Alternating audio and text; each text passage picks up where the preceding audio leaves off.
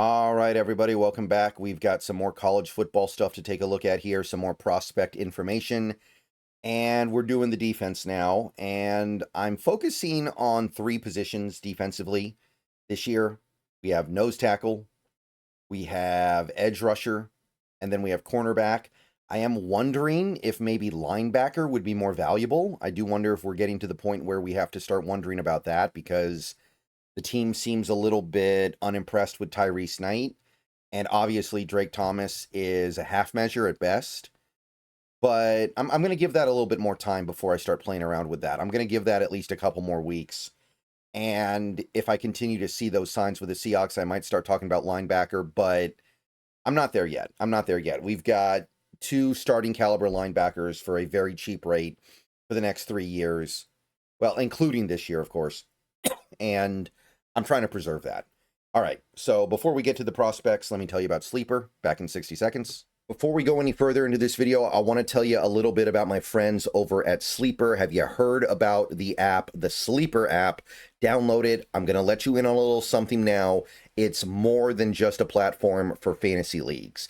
Yes, this year, millions of users enjoyed playing fantasy sports on Sleeper, but there is so much more to this app. There are live stats, real-time updates, and visualizations on all stats. News feed is lightning fast. You get updates on your favorite players and teams. There is a chat you can use in real time to engage with other users about plays and performances. All kinds of fun stuff like that over there. So download the Sleeper app, the #1 sports app today. Experience it yourself. Use promo code SBN to get a $100 match on your first deposit. Terms and conditions apply. See Sleeper's terms of use for details. Currently operational in over 25 states. Check out Sleeper today. SBN promo code. Back to the video. All right, welcome back. So, nose tackle, it was actually pretty good this week, man. There's some guys filling up space, taking up space in the middle, playing that A gap that I liked this week. And they were some of the high-profile guys, too. I didn't have to dig super deep. I don't mind digging deep for nose tackle because it's not a high-valued position, but it's still certainly better when you see some of the high-value guys really getting it, especially right now when Dante Corleone is out. So, Christian Miller for Georgia. Georgia did lose, and I don't want to go over the top with it. We're talking about a guy who had one tackle in the game. He missed a tackle as well. But Georgia shut down the run for the most part, 3.1 yards per carry, 117 total, 71 PFF grade for Christian Miller. He's doing good work. He's playing close to half his snaps in the A-gap. I'll bet there's other snaps where he's technically the nose tackle, but not an A-gap. He's a high-profile guy. I could definitely see him being a day 2 pick.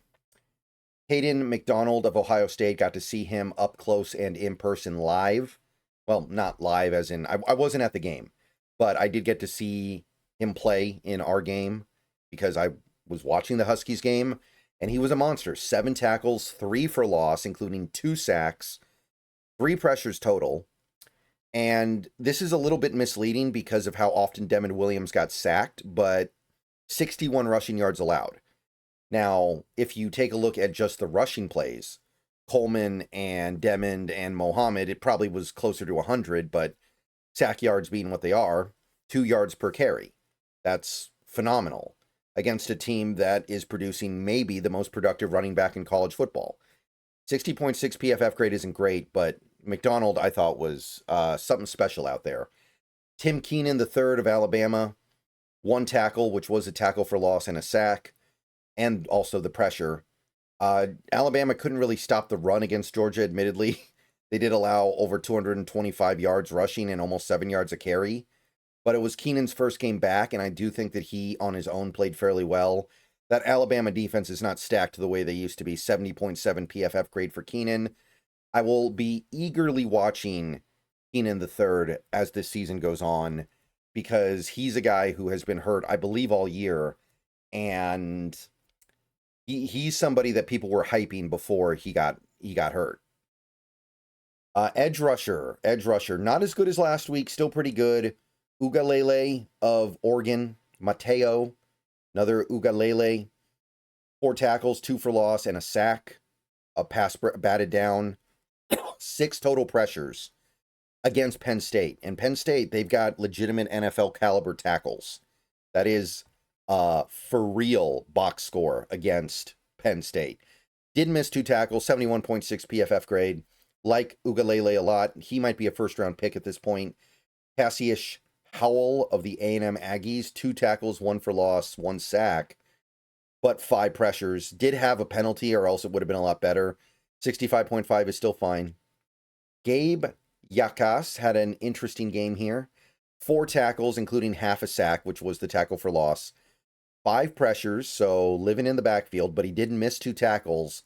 He also gave up like a 20-yard completion in coverage or something. Maybe it was like 16, 18 yards. But again, when I'm looking at these edge rushers, I don't focus on stuff like that much because they don't do it often enough for it to be a big deal to me. And when it does happen, it's probably more of an aberration. I don't feel like I learn anything based off one completed pass with the player in coverage when it's an edge rusher. 66.8 PFF, so pretty good. Anto Saka of Northwestern. He's a guy I've talked about before. 4 tackles, 1 sack, which was the tackle for loss, 3 pressures. 72.2 PFF grade, so solid all-around play, and he has a little bit of production. And I just realized I need to fill that in. There we go, that's better. Zion Young of Missouri rounds us out here. 3 tackles, batted down a pass, 7 pressures. So even though he didn't get a sack, he was very disruptive. Missed 1 tackle, 70.2 PFF. So we didn't get the Ruben Bain appearance, and Ruben Bain might make this list every week he plays because Miami didn't play, but it was still pretty good. It was still pretty nice. Keldrick Falk also didn't do much for Auburn, so he got left off. So it was more like the smaller guys this week, which is always fun. Ugalele's not really small at this point. That's probably a first-round pick. Cornerback was not big on the cornerbacks this week. I'm just going to go ahead and say with that right now. Nothing super stood out to me. I'm just going to put it to you that way. We did get one new name, and this is a fun name, though. Hezekiah Masses of California, the Golden Bears. Hezekiah Masses. I tried. He's somebody that is expected to be a draftable prospect. 6 tackles, allowed 2 catches on 4 targets. Now, it was 40 yards on those 2 catches, which is not good, but he also had an interception, so that makes up a lot of that. 1 penalty, 76.2 PFF. Christian Gray, again, is here. Not a huge game or anything, but he was clean in coverage. 2 tackles, 1 pass breakup, 1 missed tackle, but only 2 of 3 catches allowed, so 3 targets and 10 yards total allowed, 69.7. Always going to get a little my attention there. Mansour Delani, who is here every week now for LSU, he didn't have super clean coverage, but he had 11 tackles. And normally I would say, well, 11 tackles for a corner might not be a good thing. He was only targeted twice in coverage in that game. And he allowed 2 catches for 41 yards. That's not very good, but that's the thing. That means he's getting involved in tackles that are not just him giving up catches in coverage. So 2 targets, 11 tackles, that tells me you're barking up the right tree there. 70.4 PFF grade. Keith Abney, the second from Arizona State. 1 tackle, 1 pass breakup, 2 catches on 5 targets, allowed 28 yards. Not anything over the top great, but 5 targets, 28 yards is pretty good. 1 penalty, 60.4 PFF. Not super strong, but decent.